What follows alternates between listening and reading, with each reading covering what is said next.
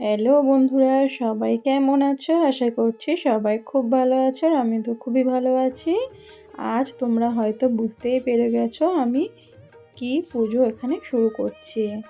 আজ হলো আউনি বাউনির উৎসব বা পৌষ সংক্রান্তি বা মকর সংক্রান্তির আগের তিথিতে যে পুজোটা করা হয় তাকেই আমরা বলি আউনি বাউনি পূজা। তো প্রথমেই আউনি বাউনিটা আমি কিভাবে বাঁধি সেটাই তোমাদের সঙ্গে শেয়ার করে নিচ্ছি। একটা সর্ষের ফুল, একটা মূলোর ফুল, একটা বেল পাতা, তুলসী পাতা একটা, দূর্বা একটা আর একটু ফুল, সেটা ভালো করে বেঁধে নিয়ে তার মধ্যে দিয়ে দিলাম সিঁদুর আর গোবর, যেটা শুদ্ধ বলে মনে করা হয়। ওটা না দিলে নাকি এই পূজা সম্পূর্ণই হয় না, তো ওটাও আমি একটু লাগিয়ে দিলাম। তো প্রত্যেকটা আউনি বাউনি আমার এখানে বাঁধা হয়ে গিয়েছে। আর আমি তো আগে থেকেই আলপনা দিয়ে রেখেছিলাম, সেই জন্য আর এক্সট্রা করে কোনো আলপনা এখানে আমি দিলাম না। একটা পাত্র বসিয়ে সেটাকে ফুল দিয়ে ভালো করে আমি সাজিয়ে নিয়েছি। আর এক পোয়া ধান তার উপরে আমি রেখে আউনি বাউনি যেগুলো বাঁধা ছিল সেগুলো তার উপরে একে একে রেখে দিলাম। ঠাকুরমশাই এসে এখানে পূজা করবেন, সেই জন্য আমার সব সাজানো গোছানো পুরোপুরি রেডি হয়ে গিয়েছে। উনি আসবেন আর পুজোটা দেবেন। আর এখানে আমার নিত্য সেবাও পুরোপুরি হয়ে গিয়েছে, ঠাকুরকে ভোগ নিবেদন আমি করে দিয়েছি।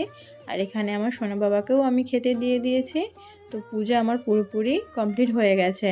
এবারে ব্রাহ্মণ আসবেন, উনি আউনি বাউনির পূজাটা সম্পন্ন করবেন। তো আলপনা যেহেতু আমি দিইনি, সেই জন্য একটু চালের গুঁড়ি মানে আতপ চালের গুঁড়ি নিয়ে সেটা আলপনার আকারে গুলে আমি ধানের উপরে একটু ছড়িয়ে দিলাম। আর তোমরা ওখানে দেখতেই পেয়েছো একটা ঘট বসানো ছিল, সেই ঘরটা এই ঘরে স্থাপন হবে বলে একটা পাশের ঘরে আমি ঈশান কোণে ভালো করে আলপনা দিয়ে নিচ্ছি, এখানে ঘট স্থাপন করব বলে। তো আলপনাটা আমি তাড়াহুড়োর মাথায় দিচ্ছিলাম, জানি অতটা ভালো হয়নি আর আলপনা দিতে আমি ভালো পারিও না। তো যেমন হয়েছে এরকমইভাবে আমি এখানে ঘর দুটো স্থাপন করে দিলাম। একটা ঘটেতে দিয়েছিলাম শুধু ধান আর একটা ঘটেতে দিয়েছিলাম সিদ্ধ চাল, একটি টাকা আর একটা সুপারি দিয়ে আমি এখানে ফুল দিয়ে সাজিয়ে দিয়েছি ভালো করে। ব্রাহ্মণ এসে এখানে পুজো করবেন। আর তুলসী মঞ্চর পাশে মানে সামনের দিকে আমি এখানে যেটুকু পেরেছি, আমি আঁকতে পারি না, যেটুকু পেরেছি কুলো, পোয়া, ঢেঁকি এগুলো এঁকে দিয়েছি। তো ঢেঁকিটা আমি আঁকতে পারছিলাম না, একটা মামি আমাকে এঁকে দিয়ে গেছে। তো এখানে ব্রাহ্মণ চলে এসছেন, উনি পূজা করছেন। আর এই বামনি পুজো আমাদের মেয়ে ব্রাহ্মণী পূজা করে যান। তো ওই ঘরে পূজা হয়ে গিয়েছে, যে ঘর দুটো স্থাপন করেছিলাম সেখানেও আমাদের পূজাটা কমপ্লিট হয়ে গিয়েছে।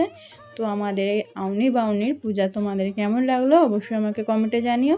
আর তোমাদের প্রত্যেকের বাড়িতে যদি এই পূজা হয় সেটাও আমাকে জানিও। তোমরা সবাই ভালো থেকো, টাটা বন্ধুরা।